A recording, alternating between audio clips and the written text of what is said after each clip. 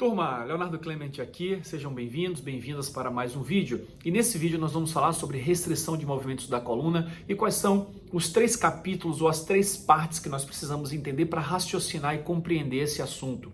As mudanças que estão surgindo relacionadas com esse assunto realmente estão gerando, às vezes, uma falta de entendimento, de interpretação. Isso às vezes gera discórdia. É uma coisa que vem para o bem em todos os sentidos. E aí você já pode ter participado de alguma discussão em relação a esse tema e às vezes essa discussão ela acontece porque não há um bom entendimento em relação a esses 3 tópicos que eu vou abordar aqui com vocês. O primeiro tópico é o tópico do conceito de RMC, tá? Qual é o conceito? O segundo é sobre a tomada de decisão e o terceiro é sobre as preferências, ou seja, como fazer RMC. Eu vou fazer uma discussão aqui bem resumida para vocês sobre esses 3 temas, ok? Então vamos lá para o vídeo. Positivo, QSL. Eu estou aqui com o nosso e-book que nós lançamos recentemente. Eu vou até aproveitar e mostrar algumas novidades que nós trazemos aqui no e-book, que tem como autor o Wesley Pinto, Ednei Fernando, John Moraes, eu mesmo. E esse aqui é um e-book interativo. Uma novidade que nós trouxemos foi a novidade aqui da publicação na Biblioteca Nacional, a ficha catalográfica com registro na Biblioteca Nacional. E aqui o sumário também, nós transformamos esse sumário em um sumário interativo. Então, por exemplo, se eu quiser dar uma olhada aqui no Guideline norueguês, eu clico aqui no Guideline norueguês e eu já venho diretamente para a parte do e-book, onde eu tenho aqui o nosso Guideline norueguês. Eu posso clicar aqui nesse link da videoaula e assistir diretamente a videoaula relacionada com esse Guideline. Ao longo desse livro, nós espalhamos aí 30 videoaulas, como consta aqui, são 30 videoaulas que estão indexadas aqui no e-book. No início, na primeira versão que nós lançamos, tinham 25 videoaulas, nós acrescentamos mais 5 videoaulas. Eu quero trazer aqui justamente esse sumário. Aqui, ó, parte 1, conceitos fundamentais de RMC, parte 2, critérios e algoritmos de RMC, parte 3, técnicas e preferências de RMC, e é exatamente isso que eu quero estar discutindo aqui com vocês. Então vamos aqui primeiro para a mudança de conceito. Olha só, esse slide aqui é bem importante. Isso aqui é a primeira coisa que nós precisamos entender para entender restrição de movimento da coluna.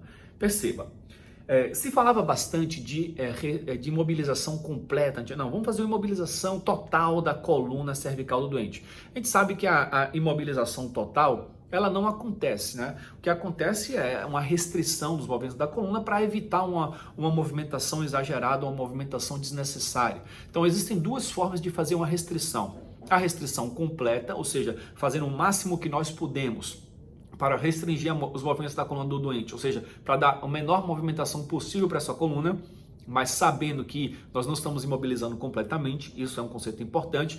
E o segundo conceito é o conceito de restrição minimalista, onde nós estamos fazendo algo para... Nós temos uma preocupação com essa movimentação da coluna, para não fazer uma movimentação exagerada que possa agravar uma lesão, mas que ao mesmo tempo nós não temos o tempo que normalmente nós precisamos para fazer uma restrição completa. Então a restrição minimalista você vai fazer em pacientes que estão instáveis hemodinamicamente, e a restrição completa você vai fazer nos pacientes que estão estáveis hemodinamicamente e que têm indicação de restrição dos movimentos da coluna. Existem basicamente 3 decisões que a gente pode tomar. Ou a gente não vai restringir. E qual é o paciente que a gente não vai restringir a coluna? A gente não vai se preocupar com isso. Os guidelines trazem. Ou é aquele paciente que teve um ferimento penetrante isolado. Então esse paciente ele não tem recomendação de RMC. Ou um paciente que está estável hemodinamicamente e que eu apliquei um dos critérios e eu vi que esse paciente não tem indicação de RMC. A gente já vai ver isso aqui na segunda parte. Ou aquele paciente que está instável hemodinamicamente. Nesse caso, a gente vai fazer uma restrição minimalista. A gente vai ver daqui a pouquinho, quando eu falar da parte 3, que é a parte de preferências. Ok? Então, a primeira coisa, esse conceito ele tem que ser bem compreendido. Então, está aqui em nessa página do e-book a explicação. Inclusive, tem uma videoaula aqui mais extensa que explica bem esse conceito. Deixa eu voltar aqui para nosso sumário, que eu vou agora pular para os 3 possíveis caminhos que eu acabei de mencionar aqui. Também tem uma videoaula aqui no e-book sobre esse assunto. Ou seja, nós ou não vamos restringir, ou fazer uma restrição completa ou uma restrição minimalista, que é isso que eu acabo de dizer. Para a gente saber se a gente vai fazer a restrição completa ou não, existem alguns critérios, como o Nexus, o CCR, que são critérios que é baseado na clínica, no caso do Nexus, ou numa mistura de clínica e epidemiologia cinemática, no caso do CCR, a gente vai poder decidir se a gente vai restringir ou não a coluna desse doente. Então, por exemplo, aqui, o Nexus. O paciente que não tem dor na coluna cervical, que não tem evidência de intoxicação, que está com nível de consciência normal, um paciente confiável, que não tem déficit neurológico focal, não tem ferimento doloroso ou lesão de distração, esse doente, mesmo com a cinemática de trauma, ele não tem indicação de restrição dos movimentos da coluna. Se um desses aqui tiver positivo, aí no caso ele vai ter uma indicação de restrição completa. Mas eu só vou fazer restrição completa se esse paciente ele estiver estável hemodinamicamente. Então, olha só, aqui tem um cliquezinho para você ir para o artigo original do Nexus. Esse aqui é o CCR. O CCR ele envolve também alguns aspectos aqui de mecanismo perigoso, idade, além desses quesitos clínicos, tá ok? E aqui nós temos, por exemplo, o guideline que eu quero mostrar para vocês aqui, o norueguês, que traz isso aqui de forma bem simplificada, esse algoritmo. Olha, o paciente teve um trauma, ou seja, tem uma cinemática de trauma. Se for um penetrante, ferimento penetrante isolado, não tem indicação de restrição do movimento da coluna. Se esse paciente tem instabilidade hemodinâmica e não for um trauma penetrante isolado, então nesse caso uma restrição minimalista da coluna. Então, se o paciente está estável hemodinamicamente, aplica-se o Nexus. No caso, o norueguês utilizou aí o Nexus, a gente tem uma videoaula aqui também para a gente poder ver completo. Se o Nexus for positivo, restrição completa. Se o Nexus for negativo, não restringe os movimentos da coluna do doente. Então, essa é a segunda parte que a gente tem que se preocupar. A primeira parte é entender o conceito. A segunda parte é entender o critério de tomada de decisão, saber indicar corretamente uma restrição dos movimentos da coluna. Se a gente vai indicar uma restrição completa, se a gente vai indicar uma restrição minimalista ou se a gente não vai indicar nada. Isso vai depender da situação. Eu sei que a gente tem aquela crença de, não, vamos fazer o protocolo trauma, que a gente ouve aí, mas não está escrito em lugar nenhum. Que aí, se você chegar no hospital, às vezes, com um paciente, sentar numa prancha rígida, com colar cervical, com tirante-aranha, você vai ser criticado por quem está dentro do hospital, que vai dizer, que é isso? Por que o paciente não veio no protocolo trauma? A grande pergunta é, que protocolo trauma é esse? Não existe esse protocolo trauma. O que existem são critérios de restrição de movimento da coluna, um protocolo de restrição de movimento da coluna, que é tomado baseado em literatura, em algo científico. A gente pode utilizar muito bem o Nexus, pode utilizar o CCR, a gente pode utilizar também esse critério aqui, que é o Marshall, que é um critério alemão, que ele utiliza, é um pouco mais complexo aqui, como você pode ver, mas que é, por exemplo, o que foi optado lá no Rio de Janeiro do Corpo Bombeiro Militar, do professor Wesley, um dos autores do livro. A gente gravou uma videoaula para explicar esse Marshall aqui também, que baseado no ABCDE, toma-se a decisão aqui de fazer a restrição, seja minimalista, seja nenhuma restrição, ou chegando no exame secundário. Então, isso é ciência, é fazer e não é complicado, basta estudar, compreender e treinar para a gente tomar a melhor decisão para o doente.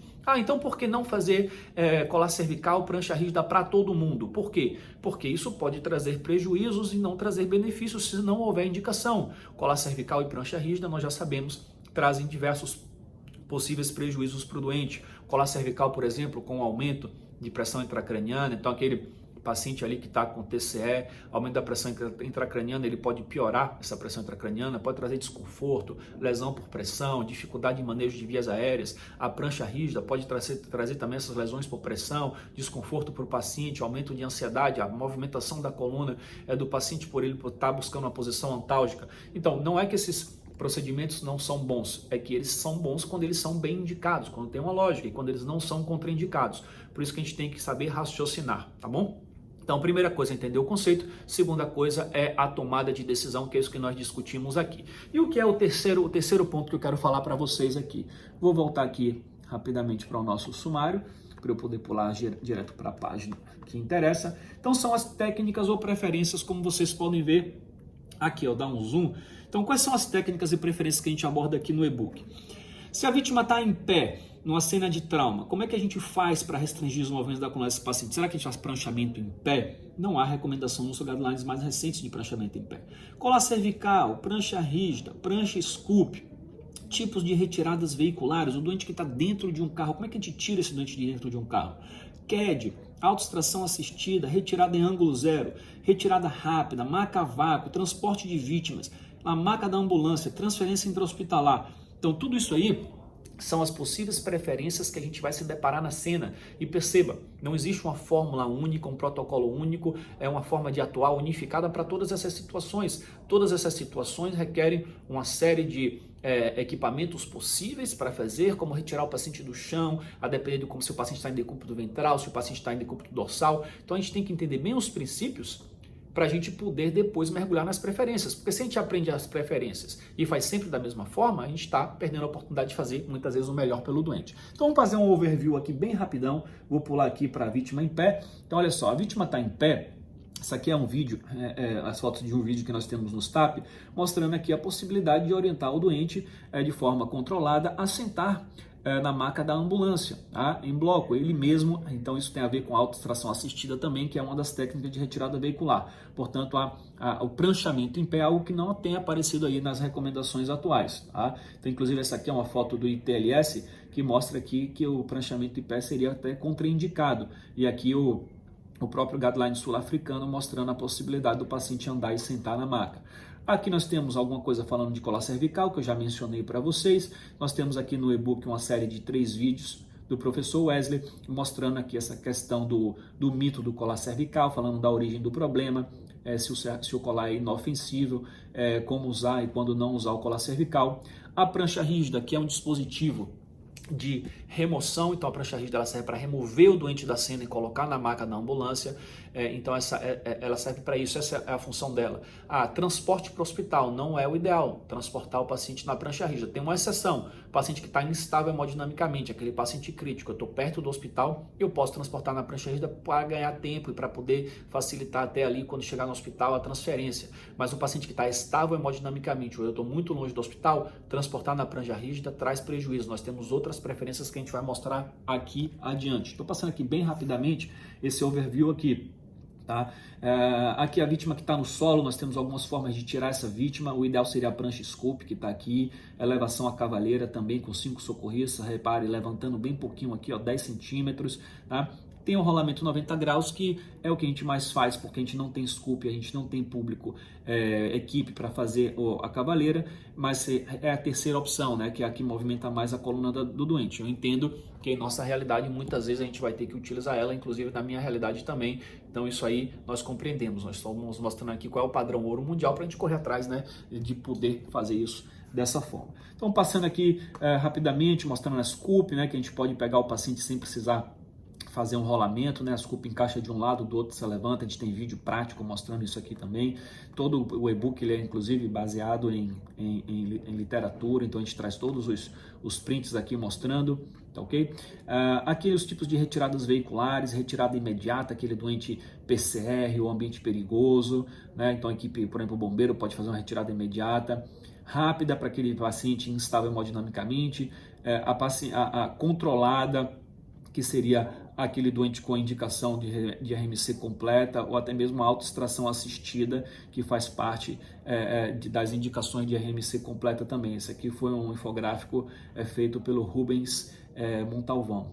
Aqui o CAD, falando um pouco do CAD, mostrando que ele está cada vez menos recomendado, inclusive o guideline sul-africano de RMC diz que ele não é recomendado, ainda aparece em algumas literaturas, o próprio HTLS recomenda, mas existem outras preferências, como por exemplo a autoextração assistida, que seria, passando aqui rapidamente, uma técnica onde o doente, mesmo com indicação de RMC completa, mas tem alguns critérios, o doente não pode estar com fraturas nos membros, tem que estar com nível de consciência normal, o carro tem que estar estabilizado adequadamente com as 4 rodas no chão, esse doente mesmo com dor cervical é melhor que ele saia na autoextração assistida do que a gente movimente ele. Então a gente explica isso direitinho, a gente tem até um vídeo falando sobre autoextração assistida.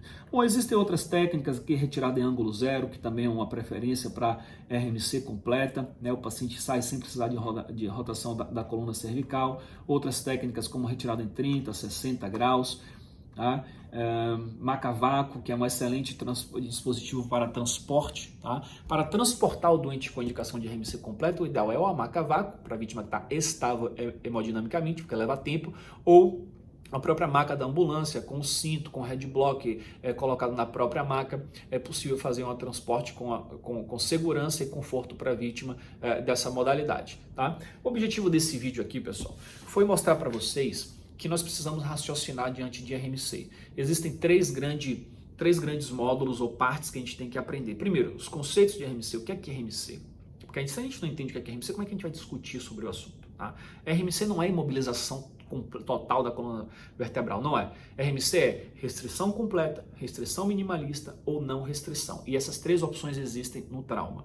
Segunda parte é tomar a decisão, ou seja, um algoritmo, um critério para a gente dizer, esse paciente ele não precisa de restrição, esse paciente precisa de uma restrição completa, esse paciente ele precisa de uma restrição minimalista. Isso depende do doente, existem alguns critérios que a gente pode utilizar. O ideal é que você seguir pelo seu protocolo institucional. O seu protocolo ele recomenda o quê? Tem protocolo que recomenda Nexus, tem protocolo que recomenda CCR, por exemplo. Muitas pessoas aí, não fiz o PHTLS. O que é que o PHTLS recomenda? Você já viu lá? O PHTLS ele recomenda o Nexus, dá uma olhadinha no PHTLS, ele usa o critério Nexus. Não quer dizer que o Nexus tem que ser utilizado porque o PHTLS usa. Existem outros, por exemplo, o próprio ATLS, ele recomenda tanto o Nexus quanto o CCR. O Corpo de Bombeiros do Rio de Janeiro utiliza o Marshall, então o Marshall é utilizado muito na Alemanha, o norueguês vai utilizar o Nexus. O dinamarquês, ele resumiu ainda mais o Nexus, ele utiliza uma adaptação do Nexus ainda mais simplificado. O sul-africano e o da Grã-Bretanha utilizam mais algo voltado para o CCR.